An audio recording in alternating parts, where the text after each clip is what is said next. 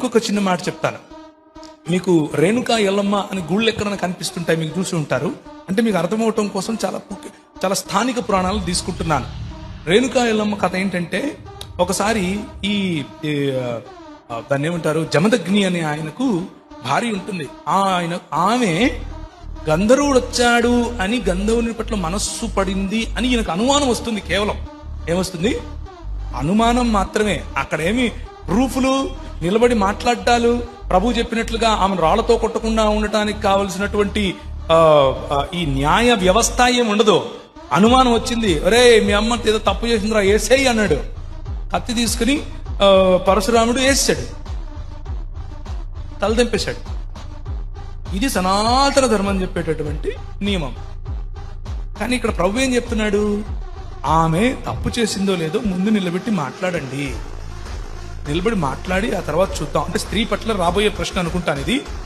దాని తర్వాత అంటే రాళ్లతో కొట్టి చంపడానికి కోసం ఇది చేయలేదు, ఇది ఆమెను కాపాడటం కోసం చేశాడు అని చాలా బిబు చాలా స్పష్టంగా చాలా ఈజీగా చెప్పారు. కానీ సనాతన ధర్మంలో అలా కాదు. అనుమానం వస్తే వేసేయటమే.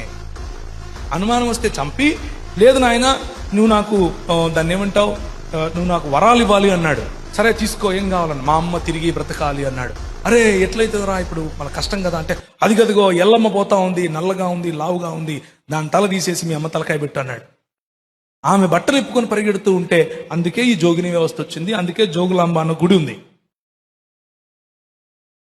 అందుకని ఆ చంద్రగుట్ట అనే చోటుకి వెళ్ళి 1986లో ఒక ఎన్టీ రామారావు గారు సపరేట్గా ఒక ఇది చేయాల్సి వచ్చింది. ఈ రోజుకు కూడా కర్ణాటక ప్రాంతంలో, బీదర్ ప్రాంతంలో ఈ రోజుకు కూడా బట్టలు ఇప్పుకొని ఈ సమాజానికి చెందిన వాళ్ళు, దేవదాసి వ్యవస్థలో ఉన్న వాళ్ళు తిరుగుతారు. ఎందుకంటే మేము ఎల్లమ్మను పూజిస్తాము అని. ఎందుకు?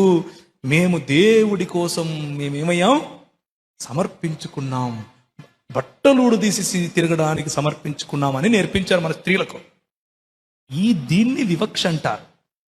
దీన్ని ఒక పద్ధతి లేకుండా, it is legalising prostitution, legalising your doubt.